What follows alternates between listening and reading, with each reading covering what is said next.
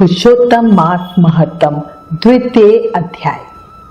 नारायण नारद संवाद प्रसंग थी। हरे कृष्णा, राधे राधे। पुराणों में वर्णित है कि पुरुषोत्तम मास में पूजन अर्चना और स्नान से भगवान नारायण को सरलता से प्राप्त किया जा सकता है। जो भी व्यक्ति अधिक मास में पूजा पाठ और व्रत करता है उसके सभी दुख दूर हो जाते हैं और उस मनुष्य की सभी मनोकामनाएं भी पूर्ण होती है। साथ ही इस महीने में जो भी पुण्य किया जाता है उसका फल करोड़ों गुना हो जाता है और वो मोक्ष भी जरूर प्राप्त करता है। जो स्त्रियां अधिक मास में पूजा और दान करती हैं उन्हें धन धान्य अखंड सौभाग्य और संतान सुख अवश्य ही मिलता है। इसलिए सभी मनुष्यों को इस मास में पूजा पाठ जप तप और अपनी शक्ति के अनुसार जरूरतमंदों को दान अवश्य ही करना चाहिए। अब गणेश जी महाराज और अपने गुरुदेव को याद करते हुए पुरुषोत्तम मास महत्तम का दूसरा अध्याय सुनते हैं। मंगलकारी देव तुम मंगल करो गणेश, जगवंदन तुमरे करे काटो सबके कलेश। बोलो गणेश जी महाराज की जय। गुरु मन में बैठत सदा, गुरु है भ्रम का काल। गुरु अवगुण को मेटता, मिटे सभी भ्रम जाल। बोलो गुरुदेव महाराज की जय। पुरुषोत्तम मास महत्तम के प्रथम अध्याय में हमने सुना कि सभी ऋषि नैमिषारण्य क्षेत्र में एकत्रित हुए और वो सूत जी महाराज से पुराणों की कथा सुनाने की प्रार्थना कर रहे हैं। सूत जी ने उन्हें बताया कि एक समय वो हस्तिनापुर गए और वहां सुखदेव जी को भागवत सुनाते सुना। अब आगे सूत जी बोले, हे ऋषियों, श्री सुखदेव जी ने राजा परीक्षित को जो श्रीमद् भागवत कथा सुनाई उसे सुनकर अब मैं यहाँ यज्ञ करने आए ब्राह्मणों को देखने के लिए आया हूँ। यहाँ यज्ञ में दीक्षा लिए हुए ब्राह्मणों के दर्शन कर मैं धन्य हुआ। सूत जी की बात सुनकर सभी ऋषि बोले, हे सूत जी, जो कथा आपने वेद व्यास जी के श्रीमुख से सुनी वही कथा हमें भी सुनाइए। फिर ऋषि बोले, हे महाभाग, संसार में जिससे परे कोई सार नहीं, ऐसी मन को प्रसन्न करने वाली और जो अमृत से भी अधिक हितकर है, ऐसी पुण्य कथा हम लोगों को सुनाइए। श्री सूत जी बोले, हे ऋषियों, जैसा मुझ में ज्ञान है और जो मैंने व्यास जी के मुख से सुना है वो आपसे कहता हूं। एक समय नारद जी विचरते हुए भगवान नारायण के निवास स्थान में पहुंचे। वहां पर भगवान के चरणों से अलकनंदा नदी बह रही थी। वहां पर ब्रह्मा में लीन जितेंद्रिय निर्मल और तेजोमय ऋषि नारद को देखकर भगवान नारायण ने उनको नमस्कार किया। तब नारद जी ने उन्हें साष्टांग नमस्कार किया और फिर भगवान श्री विष्णु की स्तुति करते हुए नारद जी कहने लगे, हे देवाधिदेव, हे जगन्नाथ, हे कृपा सागर, हे सतपते, हे संसार के स्वामी दया सिंधु, आप सत्यवादी हो, त्रिसत्य हो, सत्य के सार स्वरूप सत्य से ही उत्पन्न हो और सत्य योनि हो। आपको नमस्कार है। मैं आपकी शरण में आया हूं। आपका जो तप है वो संपूर्ण प्राणियों की शिक्षा के लिए और मर्यादा की स्थापना के लिए है। यदि आप तपस्या ना करें तो कलयुग में एक के पाप करने से सारी पृथ्वी डूबती और वैसे ही एक के पुण्य करने से सारी पृथ्वी तरती। इसमें तनिक भी संशय नहीं है। पहले सतयुग आदि में जैसे एक पाप करता था तो सभी पापी हो जाते थे। ऐसी स्थिति हटाकर कलयुग में केवल कर्ता ही पापों से लिप्त होता है। ये आपके तप की वजह से ही है। हे भगवान, कलयुग में जितने प्राणी हैं वो सब विषयों में आसक्त हैं।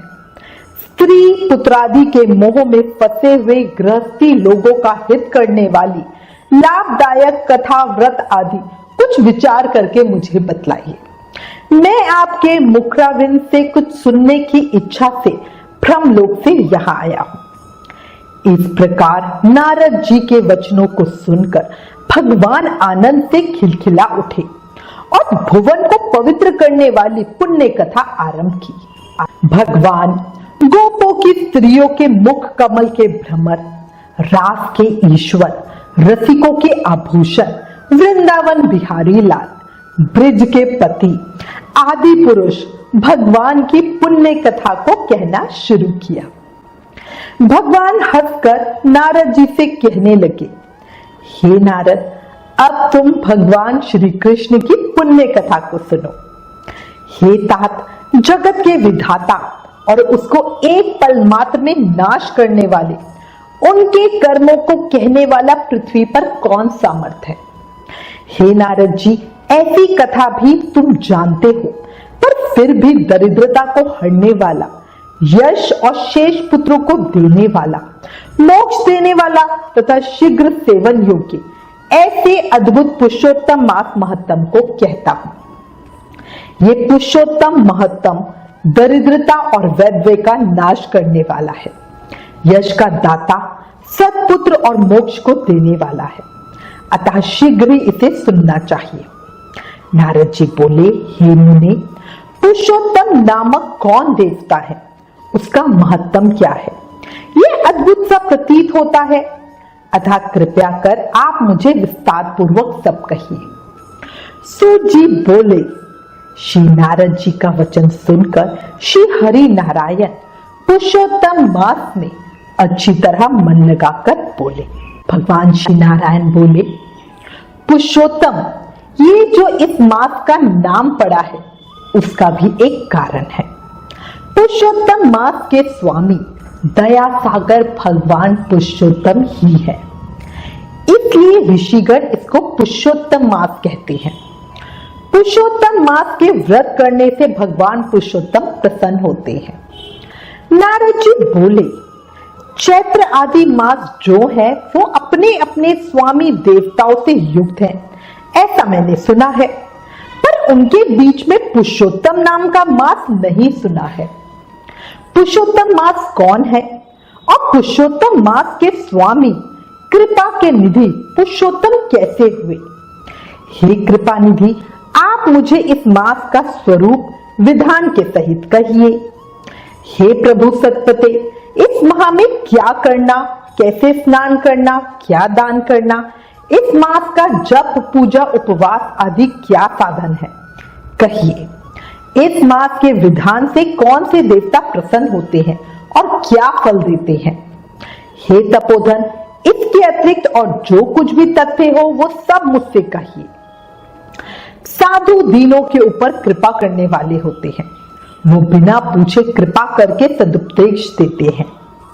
इस पृथ्वी पर जो मनुष्य दरिद्रता से पीड़ित, पुत्रों को चाहने वाले, जड़, गूंगे, ऊपर से अपने को बड़ा धार्मिक दर्शाने वाले, विद्या विहीन, मलिन वस्त्रों को धारण करने वाले, नास्तिक, परस्त्रीगामी, आशा जिनकी नष्ट हो गई है, संकल्प जिनके भ्रष्ट हो गए हैं, तत्व जिनके क्षीण हो गए हैं, कुरूप, रोगी, कुष्ठी, टेढ़े मेढ़े अंगों वाले, अंधे, इष्ट वियोग, मित्र वियोग, स्त्री वियोग, माता पिता विहीन, शोक दुख आदि से जिनके अंग सूख गए हैं, ऐसे मनुष्य जिन अनुष्ठानों के करने और सुनने से पुनः उत्पन्न ना हो, हे प्रभु ऐसे प्रयोग हमको सुनाइए। संसार की विचित्र दशा देखकर मैं बहुत दुखी हूं। मानव स्वार्थ से भर गया है और कितने ही दुखों से घिरा हुआ है। महामारी, वैधव्य, अंगहीनता, रोग आदि जो दोष है, इन दोषों से दुखित मनुष्यों को देखकर हे जगन्नाथ मैं बहुत दुखी हूं। अतः मेरे ऊपर कृपा करके हे प्रभु मेरे मन को प्रसन्न करने वाली कथा को विस्तार से बताइए। हे प्रभु आप सर्वज्ञ हैं, कृपा करें। इसके बाद सूची कहते हैं, इस प्रकार नारद के परोपकारी पर जनहितकारक मधुर वचनों को सुनकर देवों के देव भगवान नारायण चंद्रमा के समान शीतल और शांति देने वाले वचन बोले। इति श्री बृह नारदीय पुरुषोत्तम मास में नारायण नारद संवाद प्रश्न विधि नामक द्वितीय अध्याय संपूर्ण।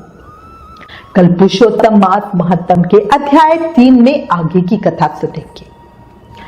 याद रखना, जीवन क्षणभंगुर है, अभी है और अभी नहीं।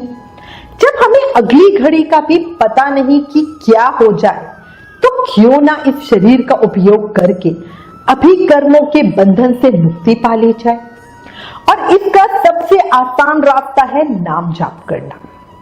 याद रखो, कलयुग केवल नाम आधारा। सिर्फ नाम जाप करके भक्ति, शक्ति, प्रेम, मुक्ति सब पाया जा सकता है। इसलिए प्रेम से, मन से, भाव से हर समय, हर पल, हर सांस के साथ जाप करते रहो। हरे कृष्ण कृष्ण कृष्ण हरे हरे, हरे Ram Ram Ram Hare Hare. Please in videos को ज्यादा से ज्यादा शेयर करके शास्त्रों का प्रचार करें, ये भी एक सेवा है। राधे राधे।